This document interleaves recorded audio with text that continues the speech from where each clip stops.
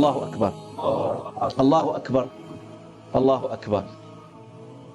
Allah Ta'ala, il dit, afin que vous en complétiez le nombre et que vous proclamiez la grandeur d'Allah, Allahu Akbar, pour vous avoir guidé et afin que vous soyez reconnaissants.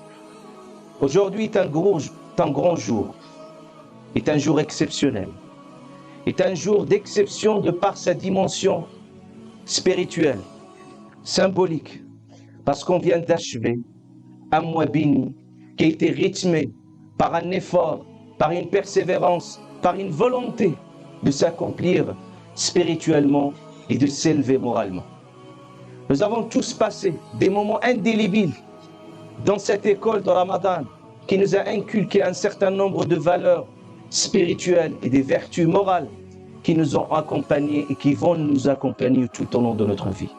Ce jour est le jour de la récompense divine, où Allah subhanahu wa ta'ala va rétribuer tout un chacun en fonction de son mérite, jusqu'au jour où il nous accueillera tous, incha'Allah ta'ala, par cette porte du paradis qui s'appelle Ar-Rayyan, qui est réservée spécialement et spécifiquement aux jeûneurs.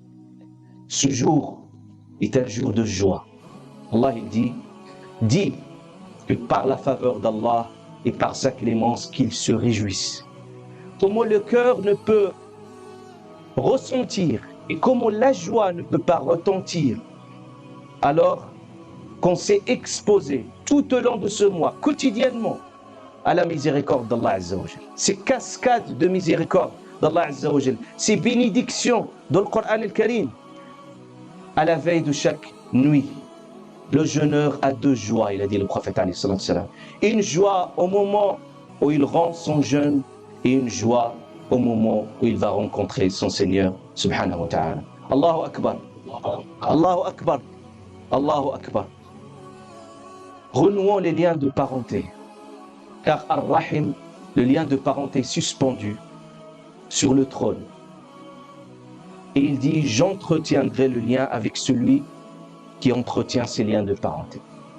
Et je couperai, Allah coupera le lien avec celui qui coupe ces liens de parenté.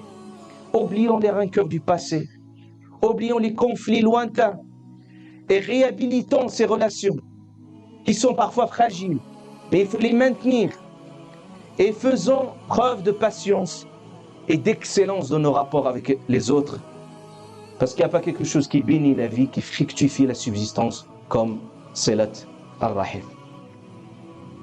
Préservons notre unité et préservons notre fraternité et ne nous divisons pas.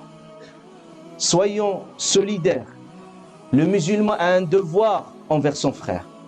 Allahu Akbar. Allahu Akbar. Allahu Akbar. Prenez soin de votre famille. Prenez soin de vos enfants. Soyez à la hauteur de votre responsabilité. Car Allah Ta'ala vous a confié cette amana, ce dépôt. Il faut les accompagner. Il faut les faire aimer cette religion. Il faut leur permettre d'apprendre et de comprendre leur foi. Et protégez vos foyers, vos époux. Aimez-vous les uns les autres et soyons fidèles à vos époux, à vos épouses. Allahu Akbar. Allahu Akbar. Soyez des ambassadeurs du bien.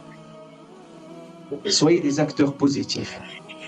Soyez des gens qui construisent, des gens qui apportent leur édifice. À l'image de cette abeille que le prophète alayhi salatu wassalam donne l'image du croyant comme cette abeille, qui ne mange que ce qui est bon et qui ne produit que ce qui est bon.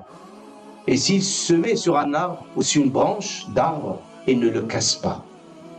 De même, nous devons être à l'image et au reflet de cette miséricorde, de cette rahma que nous vivons, cette quiétude, cette sérénité que nous vivons au quotidien.